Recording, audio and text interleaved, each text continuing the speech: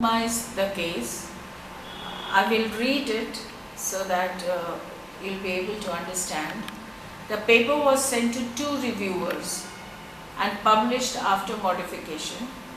Between acceptance and publication, some modeling had been included in the original paper that was removed.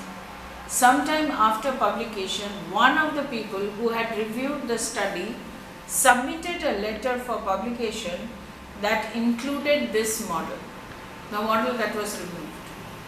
The original authors were rather surprised by this, and they sent a letter pointing out that their original paper had included that material, which was removed in between. The question arises as to whether the reviewers had done anything improper.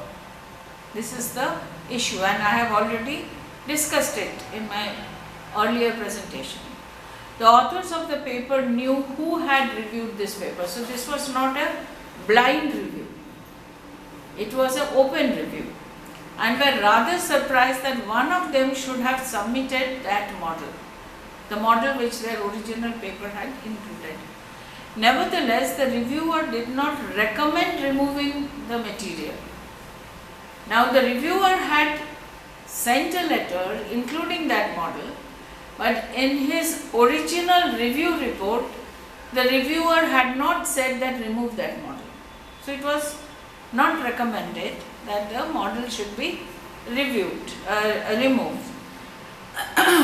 And he would not have known that the material had been removed until the paper was published. So, since the reviewer did not recommend that the model should be removed, the reviewer would not have known about the removal of the model till the paper was published. The authors have therefore taken the view that no further action should be taken, and we have complied with their wishes. The publishing house complied with their wishes. The advice is the author wanted to know if the model had been removed on the recommendation of the referee, who had then gone on to use the model himself. That was the concern of the authors. It was thought that the reviewer had breached his duty to the editor and should be asked, in a neutral sense, to clarify this. This case highlights the imbalance between reviewer and author. This is what I was trying to point out in my presentation. If a senior author had refereed a junior author's paper, he or she might be less likely to disagree or raise an objection in situation like this, especially if I know who the reviewer is. If my student knows that I am the reviewer and I write or say something or remove something, the student may find it difficult to stand up and say that I should not have done it. So this is a danger of balancing. An agreement was achieved between the authors and the reviewers, and explanatory correspondence was published in the journal. This is how the case got solved. The second case is an article was published with 3 authors' names. There were 3 authors in this article. Not all of the author's signature had been included on the original submission letter. A complaint was lodged by Y, who said that X had submitted the paper without either his or Z's consent or knowledge, and that there were several specific errors and omissions. Y then submitted a statement for publication in the journal, disassociating himself from the published article. The statement was copied with the Y's approval to the corresponding author X to give him an opportunity to respond. X responded and arranged for 2 colleagues, A and B, to submit statements about research work in question. Y, the complainant, also submitted further information about the research work. This correspondence spawned a series of allegations, denials, explanations, counter-allegations. Although the journal feels it published wise disassociation from the article in the journal, would be wise to publish this without anything from X.